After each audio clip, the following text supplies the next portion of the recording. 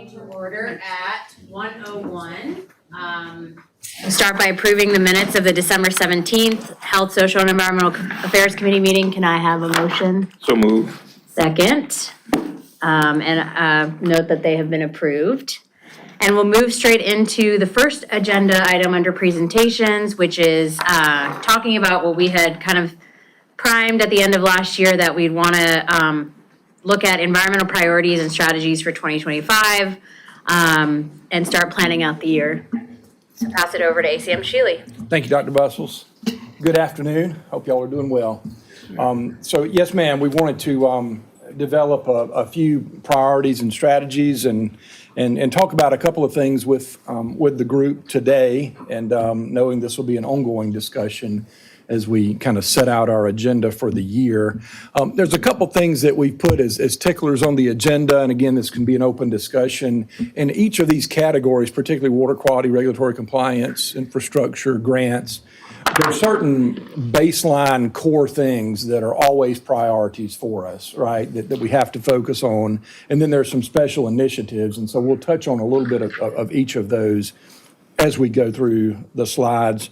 Mary Pat's going to help me toward the end. She's the cleanup home run hitter. But I'll set the table, if you will, and talk a little more about some of the utility and infrastructure type things. So one of the core competencies and things that we always have to focus on is maintaining our compliance with drinking water, wastewater, and stormwater permit requirements, effluent quality, drinking water quality, all those sorts of things. And one of the things that we're very intentional about is making sure we don't have scope creep. There are a lot of neat things that we want to do, but we know we can't lose our focus on those core competencies of maintaining permit compliance and producing excellent drinking water, meeting our effluent quality standards for wastewater, improving our stormwater quality, reducing nuisance flooding. So those will continue to be big priorities for us.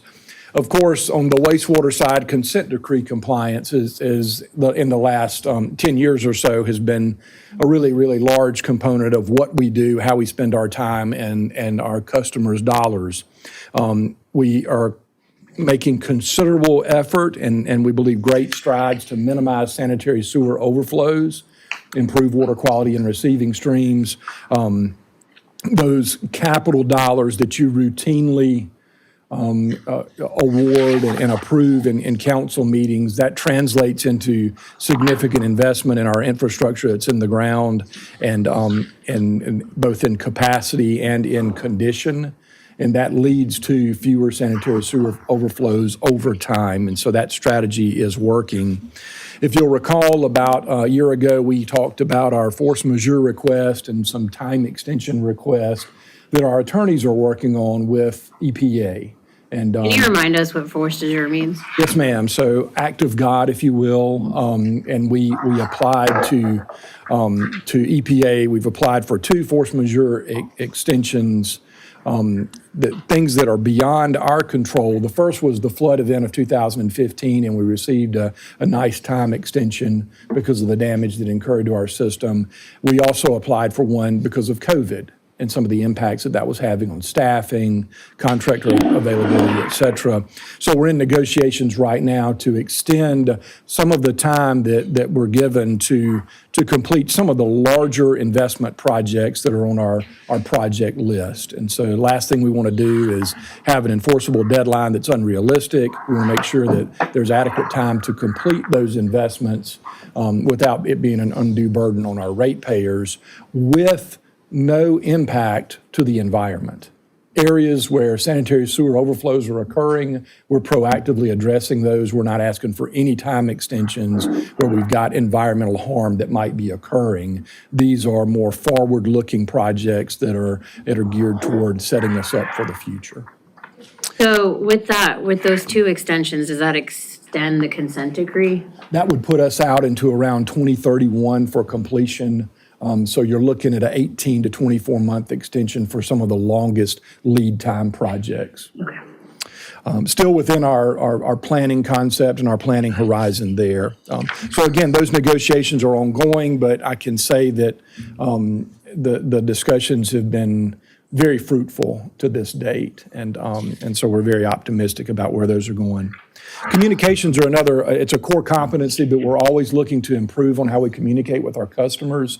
Obviously, right now, we're seeing a high level of water main breaks due to the two very cold snaps that we've had here in January so far. We haven't seen this number of service line and water main breaks since Christmas of 2022. If you remember, we had that deep freeze. And so this happens every few years, and the ground starts shifting, and some of our older cast iron mains and galvanized service lines start breaking. So our crews are very busy. We've got contractors employed helping us. So you'll see a lot of boil water advisories come out. We've gotten better with our traffic advisories and how that information is going out. And we've recently added this temporary service interruption notification.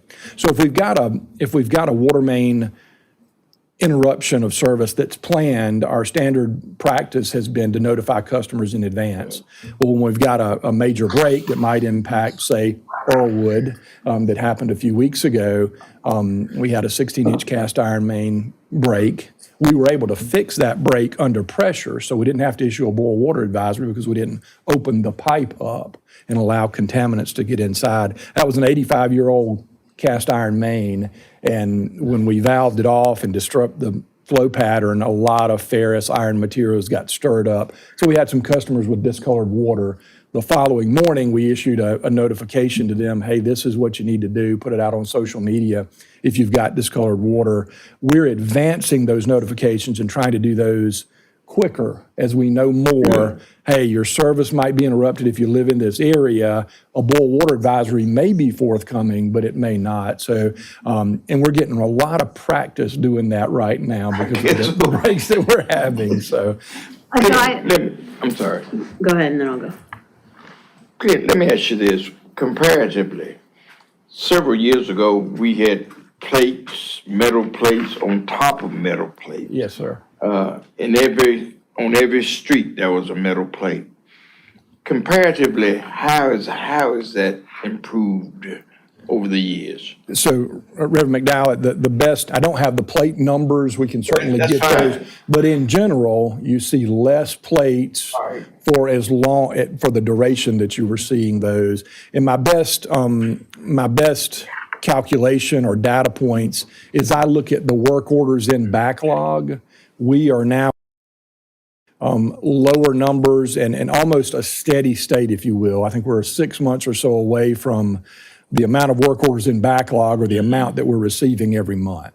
If we can get to that point, we'll feel much better about things. So we've been eating that backlog and have been very successful. That's communicated every month through Ms. Wilson's dashboards. You can see that trend coming down. And so the work of our crews, both in water and the restoration crews in Public Works, and also the work of the contractors that y'all have allowed us to use as extension of staff, really seems to be working. Now, you're going to see a slight uptick this month in those numbers and a few more plates out based on the volume of work. That's great. That's great. That's great to hear. Thank you. Even with the those cast iron, I guess that's cast iron pipes bursting, that's minimal compared to what it was a few years ago. So, Reverend McDowell, I think the number of breaks we're going to see will be on par with 2 years ago.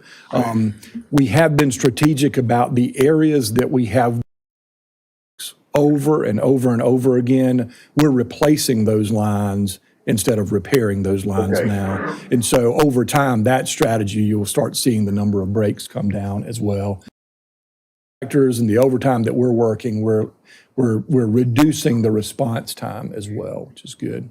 Sure. Dr. Buss? Oh, good. I have a couple of things. So, obviously, I followed the Earlwood example pretty closely. One of the concerns that I had was that staff themselves didn't have consistent messaging internally. So when folks would call the customer line, they would be told, oh, if it's brown, it's not, don't drink it, like boil it. And then you all release something saying, no, it's okay to drink, just let it run until it goes clear. I mean, there's, like, that needs to change. I think that there needs to be improved, approach to how we make sure everybody's on the same page that is interacting with customers when these things are happening quickly. And then, on the app, I think it would be great if, when you click on Columbia Water, active alerts, the same way you have report a concern or utility bill payment, you should have a button that just says active alerts, because a lot of folks couldn't find where they were, but they had the app. And that'll make it easier for folks that are using this to know right away, like, oh, here's where I click to make sure if something's been repealed so those are two things, but would love to hear how you all are gonna address some of the, and I know everybody meant well, they wanted the water to be safe, but people are like, are they lying? Like, is it safe? Because they're saying I should just drink it anyway, but then I called and they said, no, don't drink it, boil it. Yeah. No, great questions. A lot of lessons learned, and we don't often have that level of impact with a 16-inch cast iron main. Yeah. It's that old. So, hindsight, we could have done a better job communicating. I think part of the confusion was the emergency call center after hours numbers. Well, you'll get a boil water advisory if it's not safe to drink, and they didn't know, and so we didn't do a good enough job communicating with them. And then the next morning with our call takers. So Tiffany and I have been talking about our messaging, and that's part of this temporary service disruption. Okay. We want to put it clear. This is what you need to do if you have discolored water. This is what you need to do if you have a boil water notification. I was asked on television, is this water? Would you drink this? I'm like, well, no, I wouldn't drink it. It might meet regulatory standards from primary standpoint, but it's very objectionable. The color of your suit coat when water's coming out, but if you let it flow just a moment or a minute or two, it should clear up. And if it doesn't, call us. Our team flushed the main lines, but there were pockets of dirty water that got out. We had about 40 discolored water calls just in Earlwood, and some worked its way up to Hyatt Park as well. So Yeah, I think it's just a good opportunity to prepare if it ever is bigger and there's more neighborhoods involved, that we make sure internally we're communicating as well, so everybody's on the same page with like what to say. yes, ma'am, absolutely. And I would say that's on the larger end. We're looking at getting smaller and smaller notifications. We've been studying what some of the other utilities are doing, because a lot of utilities are having a lot of leaks right now, just like we are in a lot of emergency repairs. So we've been kind of studying their social media pages as well. But good opportunity to sharpen the sword and get better at how we communicate with our customers. So the other thing in terms of communication is in the monthly update that you're seeing, we're trying to add some quick graphics about where do we stand in terms of executing the capital program and getting those dollars approved. And you'll see some reporting about grant dollars as well. And we've been, again, very successful with our throughput with the procurement team and getting projects out on the street and getting them in the ground, getting the improvements made. So, and finally, yes, sir. Let me say this, and I think this is probably to your benefit. In 2015, we had a terrible brown water problem in Booker, Washington. Yes, sir. And that was 2015, and I think they brought brown water jugs and things to council. That whole system was revamped, and water, I mean, it came out good. But that goes to show you when those kinds of incentives are taken, especially with brown plates and with brown water, we take that proactive approach to make things happen in a community that was totally brown water. Now it's clear water. Yes, sir. And that's to be appreciated. I'm sorry. No, I agree. Not only to be appreciated for the water department, but appreciated that whole community was given clear water. It's been huge for that community, Reverend McDowell, absolutely. And we've done very similar projects in Earlwood. That's correct. Cottontown, and we're phasing Rosewood now. That's the next. You've heard of the Rosewood Tea. And if Councilman Brennan was here, he'd definitely want me to talk about Rosewood. So, No, I'm talking where you live. Yeah. So Reverend McDowell, when we last met, you had asked about the perfluorinated substances, Correct. PFAS as well. So I'm a little limited in what I can share in open session based on some of the litigation that is ongoing, but I wanted to assure you that we are continuing to study the impacts of that regulatory action on our drinking water and what cost that would mean for us. There was recently a proposal for regulating wastewater effluent and biosolids. We understand that has been frozen for right now, and so that may not be moving forward with the new administration. But again, I want to assure you that the posture that we have taken of the polluters should have to pay for removal of these substances from our drinking water and our wastewater. We're continuing with that litigation and pursuing that every avenue possible. So the team is continuing to work on that, and we'll have more updates in a smaller setting as we move forward through that process. Thank you, sir. And you saw as of yesterday, it was literally yesterday, the Trump administration said they will no longer pursue the limits. What was it, four parts per trillion? So I had not seen that, Dr. Bustle. Happened 7 hours ago that they just Okay. released. So that is, yeah, they're not going to enforce the Biden recommendations. So we're going to follow that very closely and what that means for us, and we'll be talking with our attorneys. I think still the fact that the pollution is there, we The have some- public is aware, public's aware. that something it has could to be done, yeah. So we'll continue that process. Okay. One or two more quick ones before we turn it over to Mary Pat. I mentioned capital project execution. We've got capacity improvements we're trying to make to minimize sewer spills. We've got the large diameter projects that were identified through the infrastructure rehabilitation report. Those have enforceable deadlines, and the supplemental infrastructure rehabilitation report that is up for EPA approval, smaller diameter collection, some improvements that have to be made there that will have enforceable deadlines. So we're focused on those. But mainly, we're looking at the timing of projects and some of the inflationary pressures that we've been seeing. Several of our bids have come in very, very high, but they've been for projects that we couldn't afford not to proceed with. And so that hurts the overall capital plan. We have deferred or repackaged a few projects that came in very high and are looking at kind of value engineering and putting those back out. So something we're monitoring very closely. We are hopeful that the cost escalation that we've seen in recent bids has stabilized. And so we at least won't see the escalation and possibly a little bit of return to normalcy. But there is a lot of money out there, a lot of work out there, and a limited number of contractors, and that means typically higher bid prices. So we're trying to be as strategic as possible while maintaining honoring the obligations that are before us. Reverend McDowell, you mentioned the Booker Washington Heights upgrades, and I talked about Earlwood and Cottontown and Rosewood. We're about to enter the season where we're capital planning, and so we're going to look at the money that is available for drinking water infrastructure upgrades.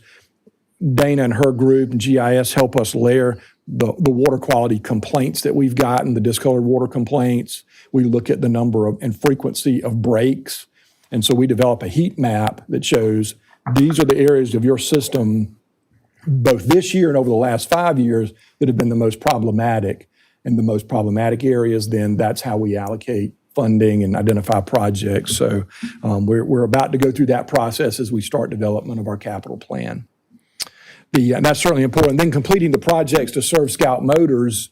We were looking at some revenue projections recently, pretty excited about how the bottom line will look whenever they come on, growth helping us Did expand. we project figures for Scott Motors Yes, sir. a few months or a year or two ago? So I'd say about 18 months ago, we briefed council, and I was looking at an annual, conservative annual of about $4 million annual revenue, both water and sewer. The latest request that we've gotten from them in terms of capacity, it's well north of that, but I'm still going to keep my projections as conservative as possible, and but we're looking forward to them coming online. They will not be online this fiscal year, but the next fiscal Next year, year. yeah, okay. All right. So finally, canal recovery, I'd be remiss if I didn't at least mention that. We have started construction on our $62 million resilient water supply project. A lot of preliminary work occurring right now. We really haven't moved any dirt yet. There's some FERC coordination, things like that have to happen. But again, big project for us. We've got a really good contractor. We've had our construction kickoff meeting and are excited about that one.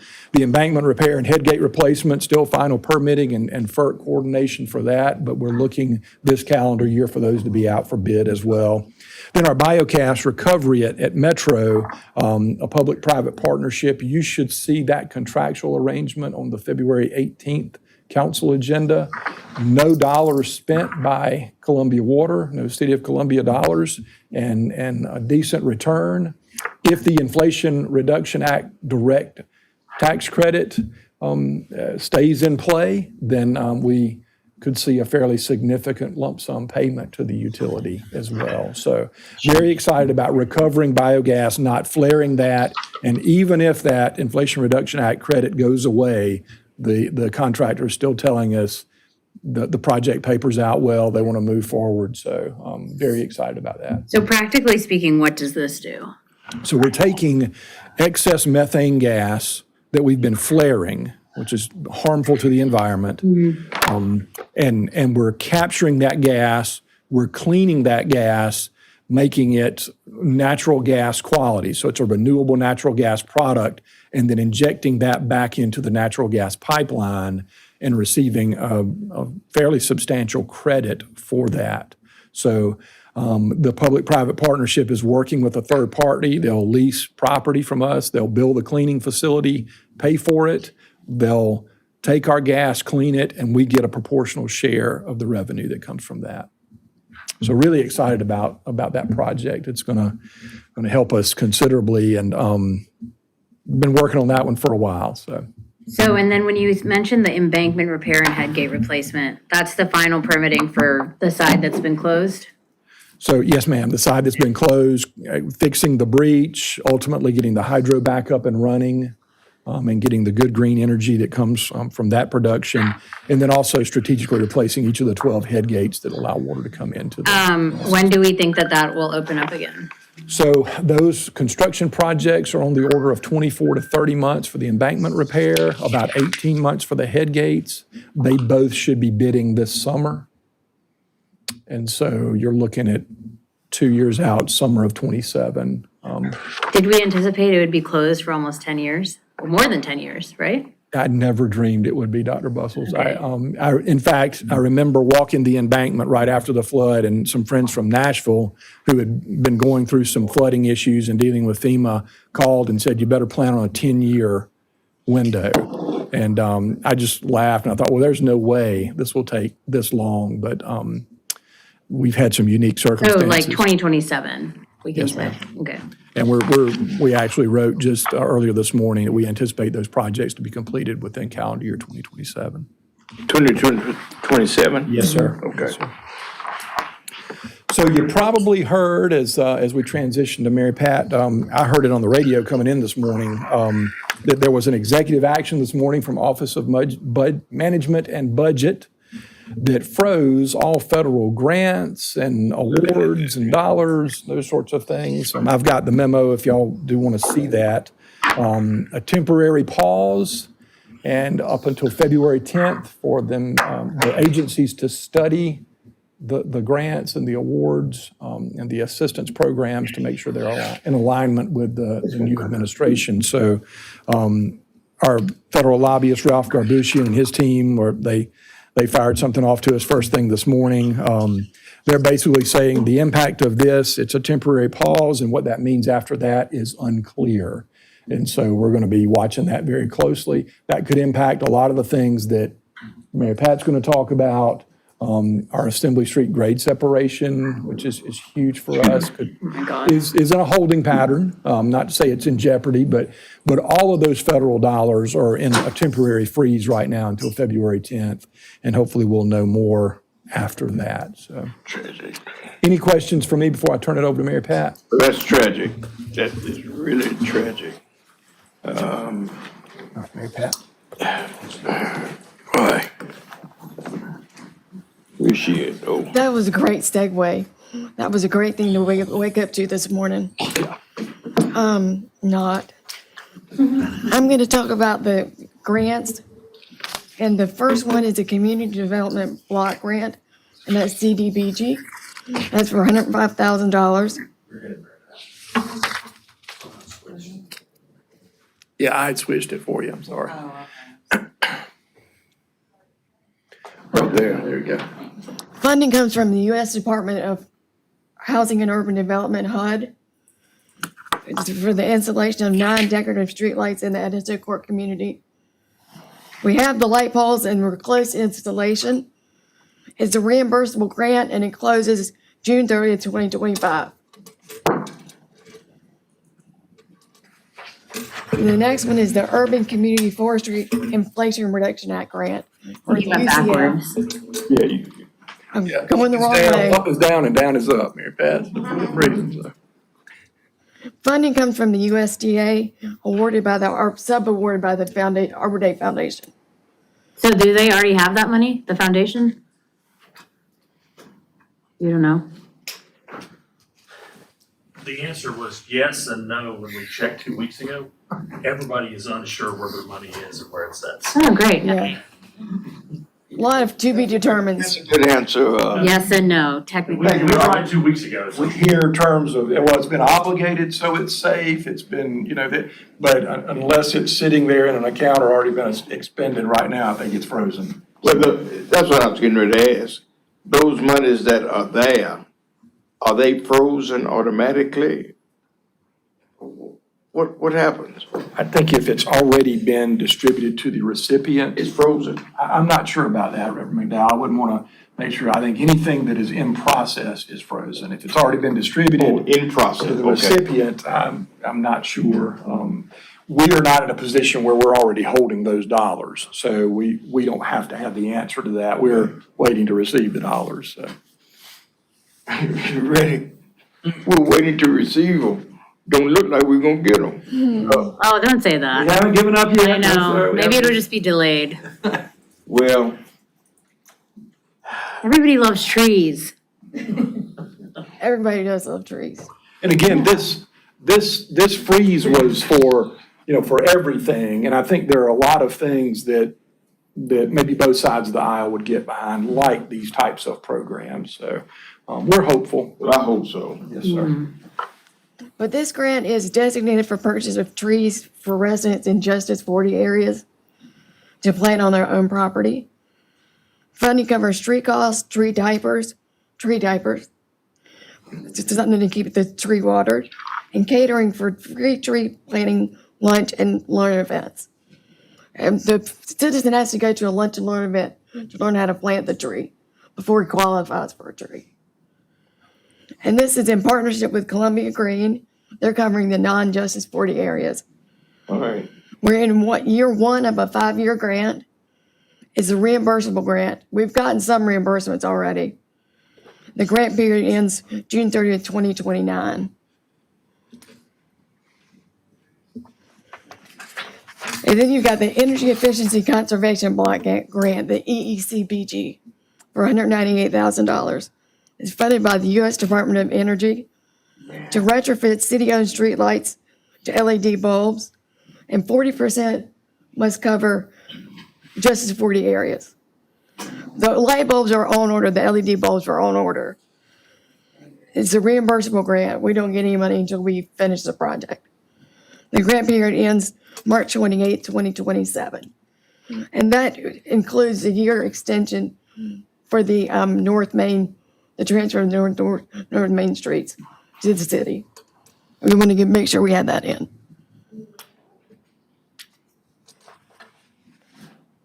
And next is the Big Daddy Grant, the Climate Pollution Reduction Act, the CPRG.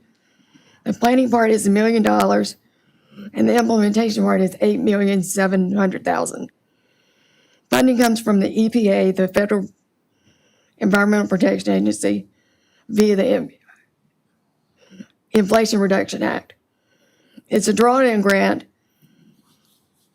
to develop a climate action plan for the metropolitan statistical area And those are the counties of Richland, Lexington, Calhoun, Saluda, Fairfield, and Kershaw, anchored by the city of Columbia. This is the COG one, right? Yeah. The COG administers this grant, both of these grants. The implementation grant was awarded for projects throughout the MSA, including a multi-jurisdictional solar farm, tree planting, and smart service projects. The planning grant ends June 30th, 2027, and the implementation grant ends October 31st, 2029. Mayor Pat, I'll interject really quickly here. The $5 million of that 8.7 would be for a solar farm at Metro, if we're able to move forward. So we're very hopeful that this becomes a reality. Now, next comes the really fun grant because Bloomberg isn't going to give us a pause. Knock on wood. The Bloomberg Youth Climate Action Grant, we got the second round for $100,000. And it's funded by Bloomberg Philanthropies. Applications launched yesterday. We already got our first one.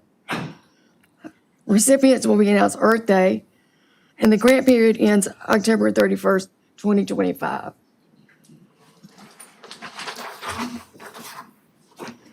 I'm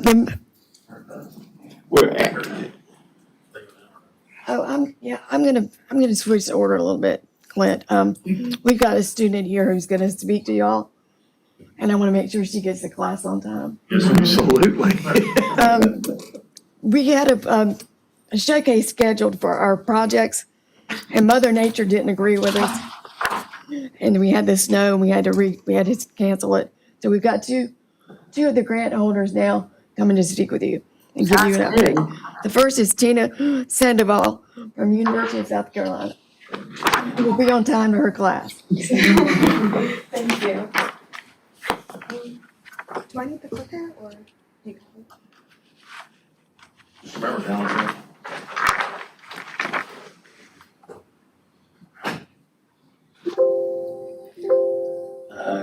Gotcha.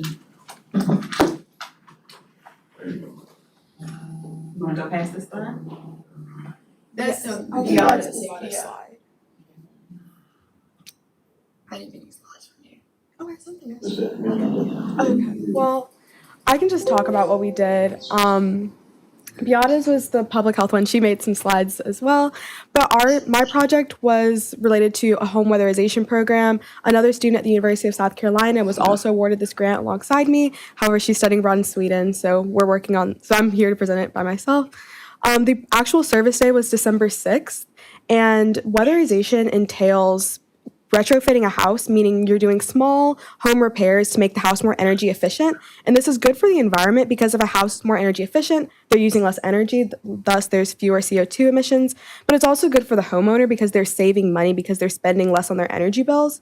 And in our weatherization project, we were specifically looking at air sealing a house. So this included caulking windows and doors, installing weatherization strips around doors, and attic tents. And I wish I had the slides. It's okay. It's okay. The neighborhood we chose to service was the Meadow Lake community in North Columbia. It does fall directly outside of the city of Columbia, but the students that went to this neighborhood were forced to drive down Main Street, so they got to see the city of Columbia on full display, which I think is really valuable because a lot of students don't really have to leave the downtown area, but this project made them leave the downtown bubble of USC and get into the community to do some service. In total, we serviced 6 houses in the Meadow Lake community, and we had about 30 volunteers who were students. We also had someone from the Sustainability Institute, a nonprofit down in Charleston, come up to help us out with these services. The biggest takeaways of this was that the homeowners were involved throughout the entire process. So homeowners were there watching us caulk windows, and students were teaching homeowners how to do these things themselves should they want to do further retrofits in the future. They were there to see the students install attic tents and weather stripping around doors. And students reported back to me and Ella that they felt very empowered learning these skills because these skills will be helpful to them in their current apartments and when they start buying homes to make their own homes more energy efficient. And should we receive the next round of grant funding, we'd like to go back to these same homes that we serviced because in installing the attic tents, we got to go into their attics. And a lot of the attic a lot of their attic insulation was very thin, as a lot of these houses were built in the 70s when attic insulation just was not up to the standards that we have today. So we like to work with a third-party organization or contractor to upgrade the attic insulation, as that will really help them see a difference in their energy bills every month. I think you came a couple of months ago to provide us an initial, so it's great to hear that it's continued. And appreciate your time and investment in the greater Columbia area for sure. Definitely. And I'm sure we'll have them send us, we'll have them send your slide to us so we can take a look at it afterwards as Yeah. part of the notes. Yeah. The slides were all just pictures just showing the students and what they were doing, as well as some proof that the homeowners were involved in the process.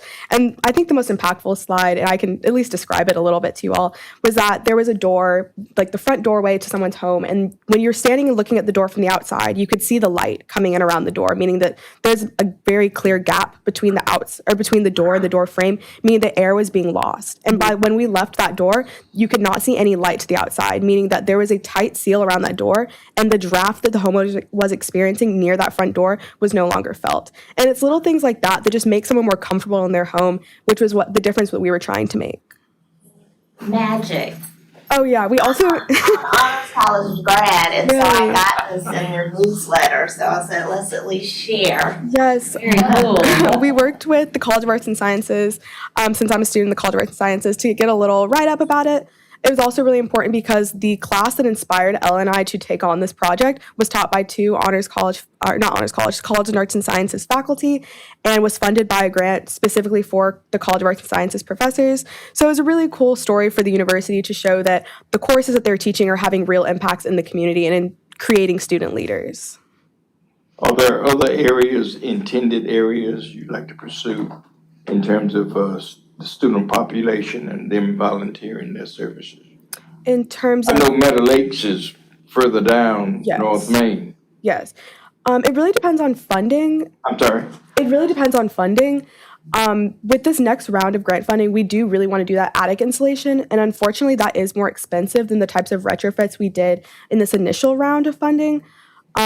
Should we have the opportunity to maybe get more funding from a separate grant, we would like to expand the community, possibly down Main Street into like North Main area, like Hyatt Park communities, the Eau Claire community, as those are other working class communities with a lot of people who are retired and on fixed income. Okay, Yes, sir. thank you. Thank you. you. Appreciate it. Thank you, guys.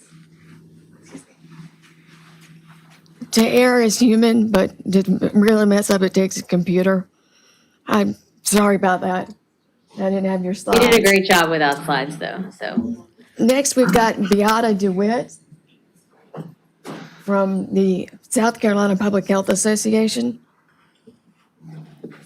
The down is up and up is down.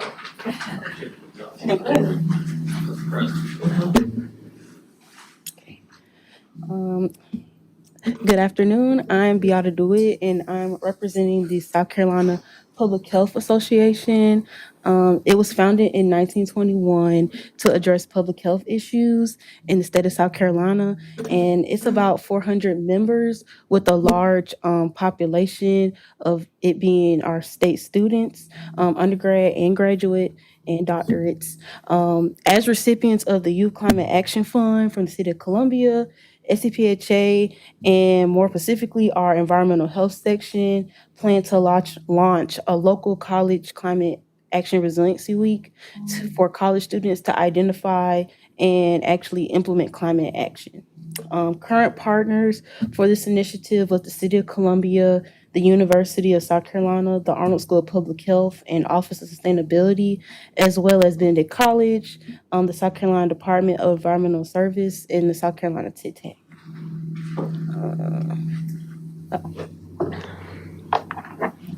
So because we had a week of events, we're starting off with the Climate Cafe, and it was a session to bring students from the University of South Carolina and Benedict College together at the Elmwood Library, where we kind of touched on different complex issues. Just to keep in mind that this week took place on the first week of November, so it was election time, so it was a lot of sensitive and high emotions around what's next, especially when it comes to the environment. And so we had a facilitator who kind of kind of moderated us through these types of feelings, and all these different topics. A reoccurring theme was urbanization, and how due to urbanization is taken away from a lot of cultures and identity, especially when it comes to the environment. And so towards the end, we were talking about how things like the Climate Action Resiliency Week is a time where the youth can come together to unite voices to make change.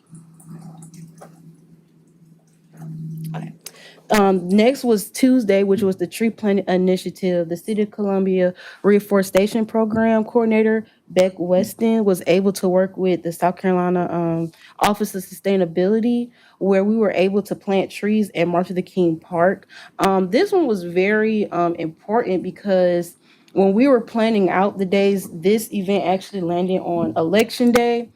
And we have a lot of professionals who were in our planning committee who was really hesitant about hosting it because it was election day, but it was actually our youth coordinators and students that advocated that we do something on election day. We know it's going to be really sensitive. A lot of people did not want to be alone during this time, and it just made them feel good to go out and vote or plant a tree and go out to vote.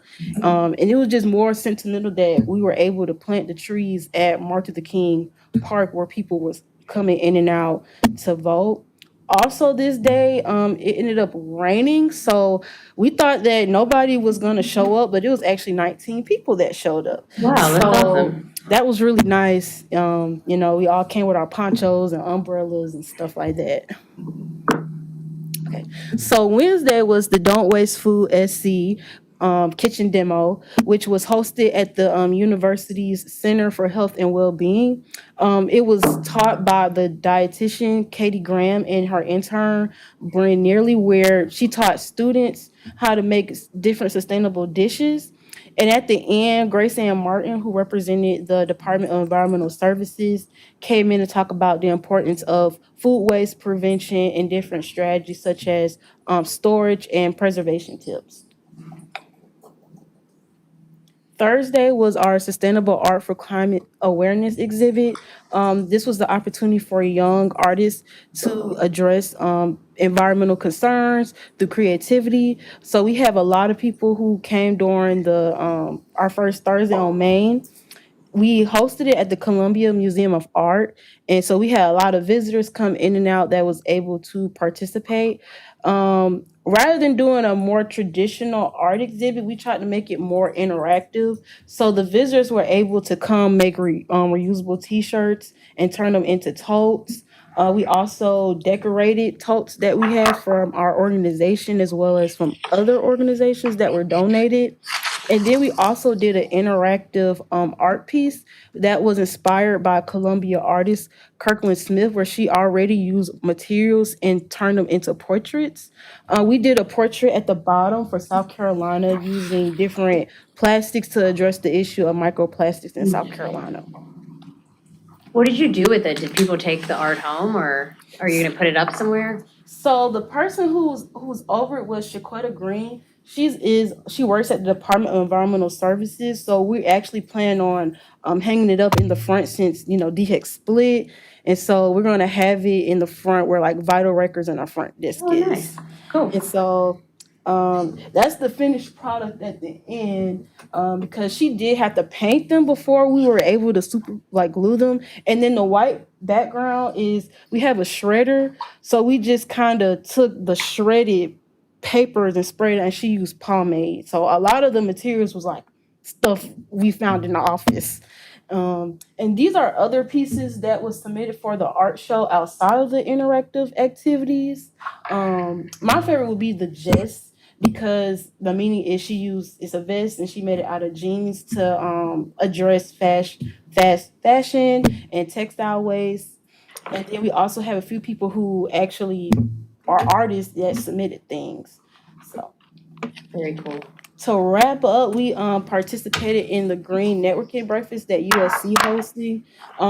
Essentially a platform to highlight sustainability. So I was able to be a speaker to talk about the Climate Resilience Week and the importance of the youth in addressing these issues. And then we also had other speakers, including Rena Bali. She's an environmental studies major at the university, and also Cheryl Harris, who was the chairwoman of the Richland County School District 1. She talks a lot about the 2015 flood, in which I was actually at her school when it happened because I'm from Lower Richland. And so it's just nice to kind of hear her talk about the things that she had to go through as far as when addressing the flooding. She says in every time that she's not an environmentalist, but that day she had to. And just being a student at Lower Richland when the flood happened, a lot of people were drastically impacted, even to where now I do a lot of environmental justice work with Lower Richland, so that way we can be better prepared for future floodings because it tends to happen a lot more than expected. So it was just nice to kind of have those different people during the breakfast kind of talk about their passion with environmental. And that's the end of that week. And so hopefully if we get another round of funding, we'll be able to continue to do these type of events. In total, there was around 45 students that participated, which was really good. Mainly USC and Benedict, so I'm hoping that we can get people from Columbia College, Allen, even Midlands Tech as well. And there was also a few people from high school who wanted to be a part, so hopefully we can do something with the high school students as well. And Very impressive how many events you put together for a whole week. I'm sure it took a lot of collaboration to do that, so. yeah, well, we ended up getting 4 program coordinators ranging from undergrad to graduate. And so we had 2 that represented Benedict and the other 2 representing USC. And then we had a lot of people. I really was surprised at how our environmental section was very active, especially a lot of our members aren't from Columbia. So the fact that they were able to like help us and plan, a few people came to Columbia to help us set up for the art exhibit. So that just kind of showed that this initiative was really important for SCPHA. And that's my contact information. I represent the environmental health section chair. And as I was saying, hopefully we can continue to do more efforts to bring environmental health highlighted, essentially. Thank you so much. Me too. As y'all can see, we've got a very bright future to fight this climate change. We're excited. Working with these young people has been great. I'm gonna go back to miscellaneous. Oh, she's already back to miscellaneous. We have been meeting with CPAC. Our collaboration with CPAC is strong. We have bi-weekly meetings with the core group, and then the monthly meetings with the full committee. We're implementing the Ready for 100 project.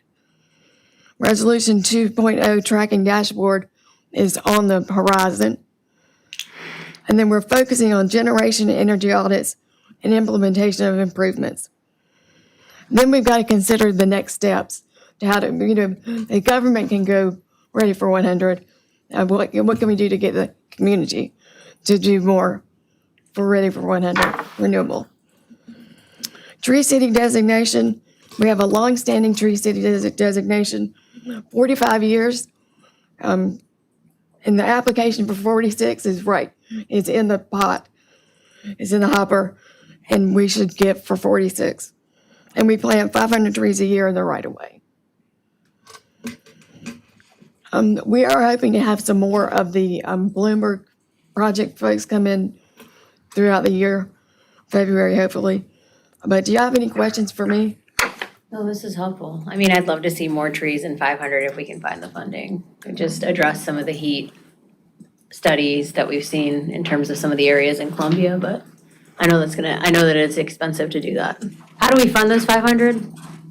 General fund. General fund, okay, so finding additional, are there grants out there, do you know? USDA grant is one piece, Robert, right? That they're done in the public right of way, they'd be on private property, but Our issue with more trees is more personnel, more watering. 500 when we water with our water truck is about our limit right now, so we'd have to increase the number of personnel we'd have to have with that. Could you do like an adopt a tree type of program where we have small business owners or entertainment districts like help us with that? We're looking at it. That would be great. So that we, I can understand that. I will tell you, the quarterly meetings that Brian's had with USDA have been well attended. Great. Thank you. Thank you so much. Thanks, Mary Pat.